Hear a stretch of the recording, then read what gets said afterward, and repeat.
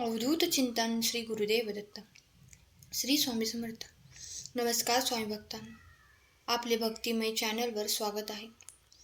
स्वामी आज तुम्हाला सांगत आहेत की बाळा, माझ्याकडे दुर्लक्ष करू नकोस. मी तुला बोलण्यासाठी आलो आहे, तुझ्यासमोर आलो आहे, कारण मला तुझ्याशी तुझ्या जीवनातील सर्वात महत्त्वाच्या घटनेविषयी बोलायचे आहे. कारण तू सध्या काय करत आहेस, कुठल्या त्रासात आहेस आणि तू कुठल्या परिस्थितीत आहेस हे सर्व मी जाणले आहे. तुला प्रत्येक वेळी प्रत्येकाने दुखावण्याचा प्रयत्न केला. प्रत्येकासाठी तू अहोरात्र प्रयत्न करून पुढच्याचे जीवन सुखात, समृद्धीत आणि आनंदात कसे घालवावे याचा विचार केलास. परंतु तुझ्या बाबतीत मात्र सर्व उलटे घडले. त्याबद्दलच मी आज तुझ्यासमोर खुलासा करणार आहे. बाळा, माझ्यावर विश्वास असेल तर हा संदेश शेवटपर्यंत ऐकून पहा. आज तुझ्या डोळ्यात अश्रू आल्याशिवाय राहणार नाही, कारण मला माहीत आहे तुझ्या जीवाभावाचं आणि तुला अंतःकरणातून ओळखणारं कोणीही नाही. तू दिवस रात्र मेहनत घेतलीस, प्रत्येकासाठी झगडला, स्वतःच्या दुःखाचा सुखाचा विचार न करता पुढच्यासाठी तुझं आयुष्य तू व्यर्थ केलं. पण शेवटी तुला मिळालं ती फक्त निराशा. आणि तीच निराशा दूर करण्यासाठी तुझ्यापर्यंत मी आलो आहे. तुझा विश्वास असेल आणि माझे मार्गदर्शन तुला पटत असेल तर स्वामी तुमच्यावर माझा विश्वास आहे आणि तुम्ही केलेले मार्गदर्शन मला पटत आहे असे कमेंट कर. पुढे स्वामी सांगतात, बाळा, जीवनामध्ये तुझ्या अशा काही व्यक्ती आहेत ज्या तुझ्यासोबत आहेत असं तुला भास करून देतात. तुझ्यासोबत ते सुखदुःखामध्ये तुला साथ देणारे असे आश्वासनही देतात. परंतु तुझ्या जीवनात असेही प्रसंग आले आहेत की ज्यावेळी तू खूप संकटात होतास, तेव्हा तुला मिळाली फक्त निराशा. आणि तीच निराशा दूर करण्यासाठी तुझे सर्व मार्ग बंद पडले. म्हणजे तुझ्यासोबत कोणीही तुला हात देणारं मिळालं नाही. तेव्हा तू त्याच व्यक्तीसोबत मदतीचा हात त्यांच्या पुढे केलास, परंतु तिथून तुला हात मिळाला नाही. ती मिळाली फक्त निराशा. तू कधी विचारही केला नाही, अपेक्षाही केल्या नाहीत. इतक्या दुःखाच्या सागरात तू होतास, परंतु ज्यांना तू आपलंसं केलं त्यांच्यासाठी तू दिवस रात्र प्रेमाच्या घागरी ओतत राहिलास. त्या लोकांनी तुझ्या संकटाच्या वेळी तुला पूर्णपणे झटकून लावलं. पण बाळा, आता घाबरू नको. ही स्वामी आई तुझ्या साथीला आहे. तुला दुःखातून बाहेर काढण्यासाठी तुझ्या सोबत उभी आहे. वेळ कोणाचीच थांबणारी नाही. प्रत्येकाचे आयुष्य हे नक्कीच बदलतं. प्रत्येकाची वेळ ही नक्कीच बदलणार आहे. त्यामुळे आज तुझा दिवस खराब आहे म्हणून झुरू नकोस, मागे फिरून पाहू नकोस. प्रत्येकाच्या आयुष्यात दुःखाचा एक क्षण नक्कीच येतो, परंतु आलेल्या दुःखातून बाहेर पडून जो आपल्या जीवनाचा नवीन मार्ग तयार करतो तोच खरा स्वामी भक्त आहे. आणि स्वामीसुद्धा त्यांनाच मदत करतात जे स्वतःचा विचार न करता इतरांचा विचार करून आपले सुंदर जीवन बनवण्याचा प्रयत्न करतात. कारण देवाने सांगितले आहे, सर्वात प्रिय भक्त तोच असतो जो इतरांना मदत करतो, संकटाच्या वेळी इतरांसाठी धावून जातो आणि आपल्यावरती वेळ आली तरीही संयम ठेवून चांगल्या वेळेची वाट पाहतो. त्याला देव कधीही एकटे सोडत नाही. बाळा, हे जग स्वार्थाचे आहे. तिथे प्रत्येकजण आपला स्वार्थ पाहतो. त्यामुळे तुझ्या अपेक्षा ही अशाच व्यक्तीकडून तू ठेवायला हव्या जे तुझ्या अपेक्षा पूर्ण करतील. आणि ती व्यक्ती आहे फक्त तुझी स्वामी आई आणि तुझे माता पिता. या जगामध्ये तुझ्या सुखाचे कोणालाही पडले नाही.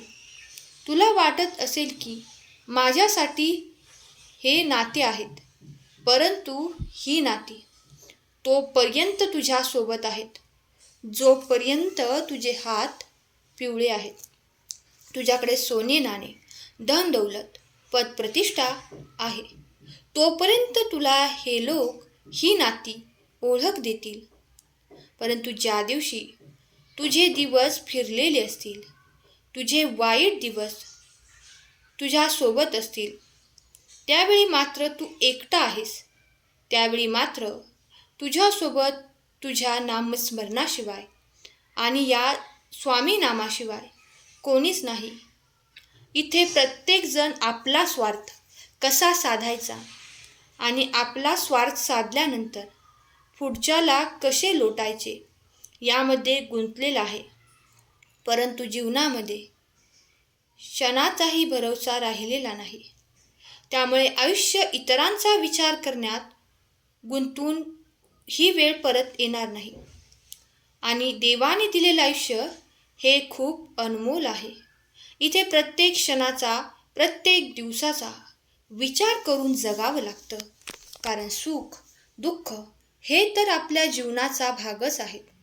आणि प्रत्येक व्यक्तीने जर आपल्याकडून सुखाचीच अपेक्षा ठेवली तर आपण त्यांच्या अपेक्षा कशा पूर्ण करणार? आणि इतरांना आपण सुख देण्याचा प्रयत्न केला तर आपले आयुष्य आपण कधी जगणार? या सुद्धा गोष्टींचा तू विचार कर. त्यामुळे जीवनात घडणाऱ्या पुढील 5 गोष्टी लक्षात ठेव. कितीही दुसऱ्यांसाठी काहीही केलं तरीही तुझ्या कुठल्याच कर्तव्याची, तुझ्या कुठल्याच कार्याची दखल घेतली जाणार नाही. तुला इथून प्रत्येक वेळी हेच उत्तर मिळेल की तुमचं कर्तव्य तुम्ही पार पाडलं, यामध्ये वेगळं काहीच केलं नाही. तर दुसरी गोष्ट आहे की जीवनामध्ये तू कितीही धन, कितीही कष्ट कर, परंतु तू कमावलेलं धन कधीही पुढच्या सुपूर्त करू नकोस. त्यांच्या आयुष्यापुरते असणार नाही. तू कितीही कमावलं तरी तुझी संपत्ती त्यांना कधीही पुरणार नाही. त्यामुळे धन कमवत असताना स्वतःसाठी थोडासा भाग काढ. स्वतःसाठी थोडेसे जगून घे. तू मेलास तरीसुद्धा तुझ्या संपत्तीचा हिशोब लावतील. तू केलेल्या कर्माचा हिशोब फक्त परमेश्वर लावतो. त्यामुळे इतरांसाठी जगत असताना, इतरांसाठी कर्म करत असताना स्वतःचे कर्म कधी बिघडणार नाहीत याकडे लक्ष दे आणि आपल्या कर्मावरती लक्ष केंद्रित कर. कर्म हेच आहे. तुझ्या जीवनाचा पूर्ण भाग लिहिलेला असतो आणि त्यानुसारच तुला आयुष्यातील सुख, दुःख मिळत जातं. पुढची गोष्ट आहे, कधीही तू कुठलीही व्यक्तीसाठी स्वतःचे कर्म बदलायला बघू नकोस. दुसऱ्यांच्या सुखासाठी स्वतःला वाईट कर्मामध्ये गुंतवू नकोस.